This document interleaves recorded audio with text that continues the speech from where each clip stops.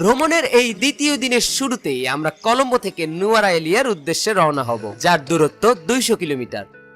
আজকে যাব ইনশাআল্লাহ নুয়ারা এলিয়া। মূলত একটা পার্বত্য অঞ্চল, সেখানে ঝর্ণা, পাহাড়, পর্বত। আমরা আজকে ওইখানে যাব।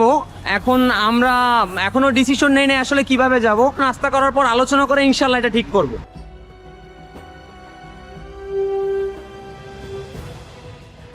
কলম্বো সিটিতে মুসলিম হোটেল খুঁজে পেতে আমাদের খুব বেশি কষ্ট করতে হয়নি, কিন্তু এখানকার প্রতিটি হোটেলেই খাবারের দাম তুলনামূলক একটু বেশি। আমরা খাইছি হলো পরোটা। এক এক পিস পরোটা কত করে নিছে? 80 টাকা করে পরোটা। 80 টাকা, শ্রীলঙ্কান 80 টাকা। আর চা কত নিছে এক পিস? চা নিছে এক এক কাপ 150 টাকা করে, বাংলাদেশি টাকার 50 টাকা। 50 টাকা। আর ডিম কত নিছে এক এক পিস? 150 টাকা পিস, অর্থাৎ বাংলাদেশি টাকায় 160 টাকা, বাংলাদেশি টাকায় 53 টাকা করে। ডাল, পরোটা আর ডিম, তাতে বিল হয়েছে 2520 টাকা টোটাল। সামনের 4 দিন শ্রীলঙ্কায় ঘুরে বেড়ানোর জন্য আমরা এই হায়েস্ট গাড়িটি ভাড়া করি, যার ভাড়া হিসেবে আমাদের গুনতে হবে শ্রীলঙ্কান 1,60,000 টাকা, যা প্রায় বাংলাদেশি টাকার 58,000 টাকার মতো। কলম্বো শহরে উঁচু উঁচু প্রচুর দালান রয়েছে। সর্বোচ্চ উঁচু দালান 68 তালা, যার নাম স্ট্রাইট টাওয়ার। আমরা বাংলাদেশিরা মূলত শ্রীলঙ্কাকে দেউলিয়া দেশ হিসেবেই চিনি, কিন্তু কলম্বো সিটিকে মালয়েশিয়ার মতো অত্যাধুনিকভাবে সাজানো। 68 তলা পর্যন্ত বিল্ডিং থাকলেও শ্রীলঙ্কার সবচেয়ে উচ্চতম স্ট্রাকচার হচ্ছে লোটাস টাওয়ার, যার উচ্চতা 350 মিটার অথবা 1168 ফিট। এরপর আমাদের গাড়ি আবারও নুয়ারা এলিয়ার উদ্দেশ্যে চলতে থাকে। যাত্রাপথে হঠাৎ করেই রাস্তার পাশে কিছু ফলের দোকান দেখে আমরা আমাদের গাড়ি থামাই।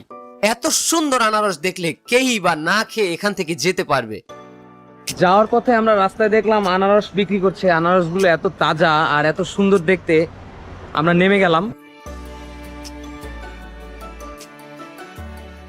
We love Sri Lanka, we love Bangladesh, we love আনারস।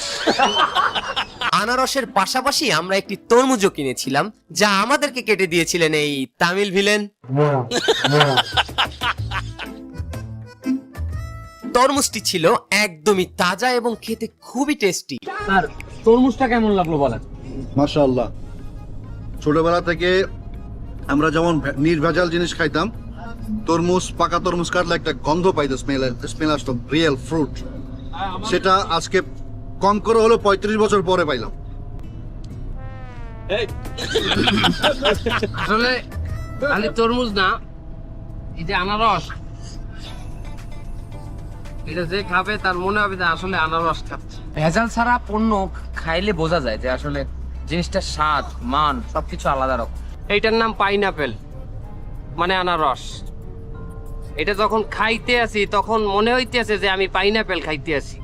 কিছুদিন আগে এক জায়গা খাইছিলাম, সেটাকে আমার পাইনাপেল মনে হয় নাই, মনে হয়েছে পাইমেরা আপেল।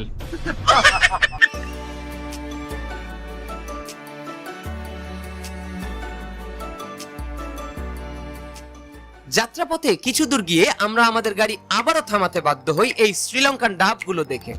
শ্রীলঙ্কান মাত্র 100 টাকায় পাওয়া যাবে এই ডাব, যা বাংলাদেশি টাকার প্রায় 30 টাকার মতো।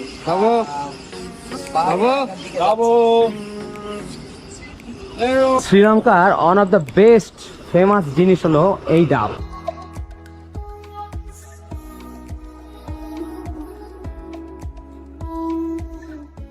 This is Sri Lanka. This is Sri Lanka লাল ডাবস। ডাবগুলো ছিল খুবই সুমিষ্ট এবং ভিতরে ছিল প্রচুর পরিমাণের পানি। ওরে বাবা, পানি খাইয়ে পারি না, এর মধ্যে মনে হয় 5 লিটার। সুবহানাল্লাহ, আল্লাহর কি কুদরত। দেখতে যতটুকু মনে হয় না কেন, এর ভিতরে কম করে হইলো 1.5 লিটার পানি আছে। এরপর আমাদের গাড়ি আবারও পাহাড়ের গা ঘেঁষে চলতে থাকে নুয়ারা এলিয়ার উদ্দেশ্যে।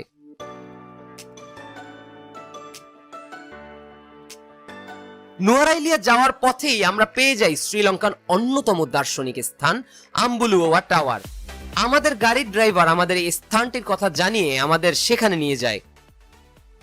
আমরা এখন এমন একটা জায়গায় যাচ্ছি যেটা আসলে অ্যাডভেঞ্চারের একটা জায়গা, এবং এই জায়গাটা এত উপরে, আমরা এই পর্যন্ত যে আসছি সেটাই অনেক আসলে উঁচুতে আছে। এরপরেও আমাদের অনেক উপরে যেতে হবে। এখানে যাইতে হলে আমাদের গাড়িটা এখানে রেখে যেতে হবে, কারণ ওখানে গাড়ি এলাও না। এবং এগুলোকে বলে টুকটুক। এই টুকটুক নিতে হবে, 2 জনের জন্য একটা করে টুকটুক নিতে হবে। আর ভিতরে টিকিট আছে, টিকিট হলো এক একজনের জন্য 1000 করে টিকিট, আর টুকটুক হলো একটা হলো 1500 টাকা। মাকবুল ভাই গাড়িতে অসুস্থ হয়ে যাওয়ার কারণে আমরা 4 জন ওনাকে গাড়িতে রেখেই আম্বুলুয়াওয়া টাওয়ারের উদ্দেশ্যে টুকটুকে করে রওনা হই।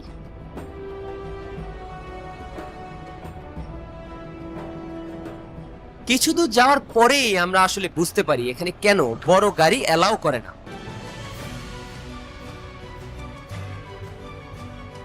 রাস্তাগুলি ছিল খুবই ছোট এবং অনেক বিপজ্জনক। যাওয়ার পথে এই রকম একটা সুন্দর পরিবেশ দেখে আমরা টুকটুক থামিয়ে সেখানে নেমে পড়ি।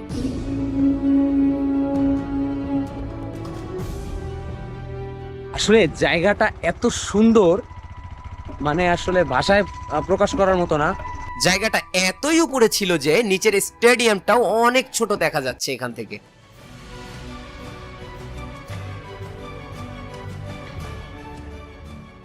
বৃষ্টি করতেছে প্রচন্ড, আর নিচে কিছু দেখা যাচ্ছে না কারণ পুরোটা মেঘে ঢাকা, সম্পূর্ণটা। এই যে টাওয়ার, এটার মাথায় উঠবো।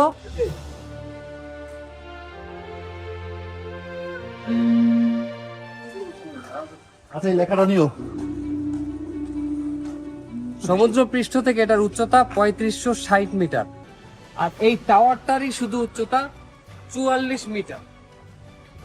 44-45 মিটার শুধু টাওয়ারটার উচ্চতা। আমরা ওইটার মাথায় উঠে পুরো নুয়ারা এরিয়াটা দেখবো ইনশাআল্লাহ। স্যার কেমন লাগতেছে? আপনি এত বড় পাহাড়ে আগে পরে কখনো উঠছেন? Well, actually, no, this is first time. আমার জন্য প্রথম এটা। এবং আসার সময় যে রাস্তাটা দেখলেন, এটা কেমন লাগছে? It's really scary. আমরা এখন ঢুকবো এর ভিতরে। এই টাওয়ারের অর্ধেক পথ ওঠার জন্য টাওয়ারের মধ্যে থেকেই সিঁড়ি আছে, কিন্তু এরপরেই আপনাকে ব্যবহার করতে হবে টাওয়ারের বাইরের গা ঘেঁষা খুবই বিপজ্জনক সিঁড়িগুলো।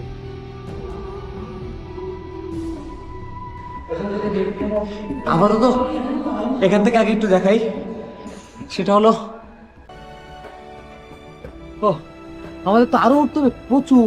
ওই যে কোথায় উঠতে হবে, অনেক দূর এখন, অনেক। চলো চলো চলো চলো। চিপা, একদম চিপা রোড।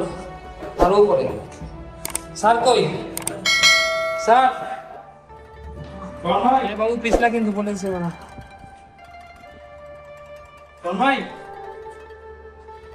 আমরা যখন বাইরের সিঁড়ি ব্যবহার করা শুরু করলাম, প্রথম কিন্তু ভালোই ছিল, কিন্তু কিছু দূর যাওয়ার পরেই সিঁড়িগুলো খুবই বিপজ্জনক হয়ে ওঠে। স্যার ওদের গাইড করেন, সাবধানে।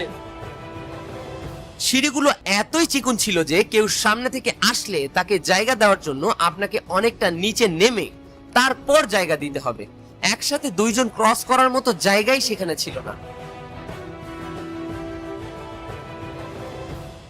আসসালামু আলাইকুম রহমতুল্লাহ।